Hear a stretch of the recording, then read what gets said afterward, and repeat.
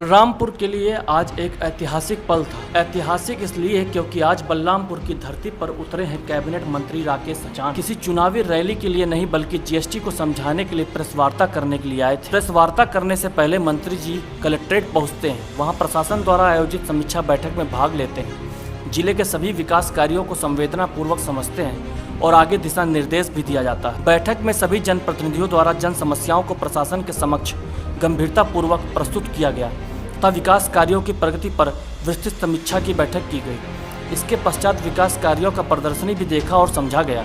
अब आते हैं जीएसटी पर, जिसके लिए मंत्री जी आए थे। मंत्री जी का खुद जीएसटी पर होमवर्क अच्छा नहीं दिख रहा था। मंत्री जी को 3 पन्ने का जीएसटी प्रेस नोट दे दिया गया। अब उसी को देखकर पूरी प्रेस वार्ता कर दी जाती है।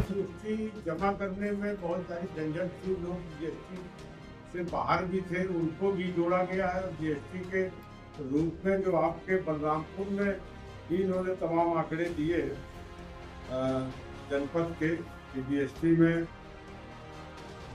अब जब पूरा लेख पढ़कर जो नज़र ऊपर उठती है तो उठते हैं सवाल।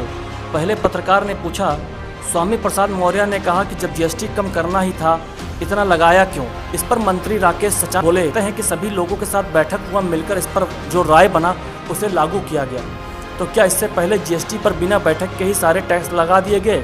तब भी आम जनता इससे परेशान होती थी और महंगाई आसमान छू रहा था। स्वामी प्रसाद मौर्य कह रहे हैं कि अगर हटाना ही था तो फिर लगाया क्यों था, अगर ये चुनावी पत्र नहीं? देखिए, ऐसा है ना कि तमाम कानून बनाए जाते हैं, इसके बाद जनता की मांग पर और कैसे और इसको सरल किया जाए। जब व्यापारियों की, पूरे प्रदेश के लोगों की इसमें राय आई तो उस राय को मानते हुए मोदी जी ने एक बड़ा फैसला लिया।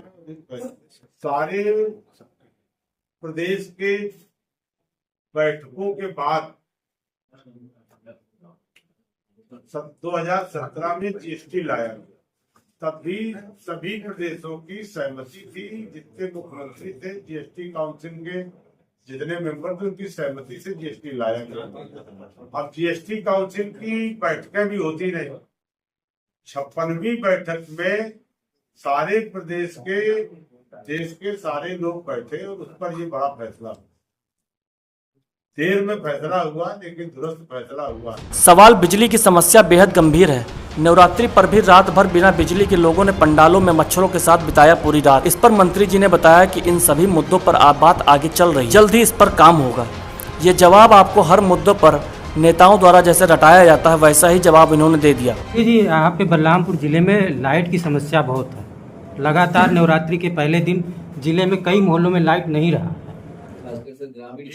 समीक्षा बैठक हुई है, हमारे माननीय जितने भी विधायक हैं, जनप्रतिनिधि हैं, सारे लोगों ने इस विषय को उठाया है। वहाँ बिजली विभाग के अधीक्षण अभियंता से लेके सारे अधिकारी उस समीक्षा बैठक में थे और हमने उनको निर्देश भी दिया है। शीघ्र ही इसी वीक में डीएम सारे अपने जनप्रतिनिधियों के साथ अलग से बिजली विभाग के अधिकारियों के साथ बैठेंगे। जनपद में अगर ट्रांसफार्मर की, तार की, खंभों की कमी होगी उसको हम उपलब्ध कराएंगे और वो सुनिश्चित करेंगे कि जो जनप्रतिनिधियों ने मांग की है कि शाम 6 से 10 तक तो बिजली की कटौती नहीं होगी और प्रयास होगा कि रात भर बिजली रहे। जो भी कटौती है थोड़ा दिन में हो। पहाड़ इलाकों में जहां बिजली की आपूर्ति महीने, 1.5 महीने, 2 महीने से बंद थी, वहां पर भी हम लोगों ने सुनिश्चित किया है कि बाढ़ में उन क्षेत्रों पे भी विद्युत की आपूर्ति सुनिश्चित। अब अगला सवाल आजम खान के रिहाई पर। आजम खान का नाम लेते ही ऐसा लगा जैसे किसी बड़े कॉमेडियन का नाम ले लिया हो। हंसी ठहाके के रुकने का नाम ही नहीं ले रहे थे। तभी बलरामपुर के नगर पालिका के अध्यक्ष धीरेन्द्र प्रताप सिंह ने हंसते हुए कहा, अभी थोड़ा उनको आराम कर लेने दो, 23 महीने बाद बाहर आए हैं, थोड़ा सोचने का समय दो। तो बीएसपी ज्वाइन कर सकते हैं क्या? इस पे क्या करना? आजम खान जी बीएसपी ज्वाइन कर सकते हैं।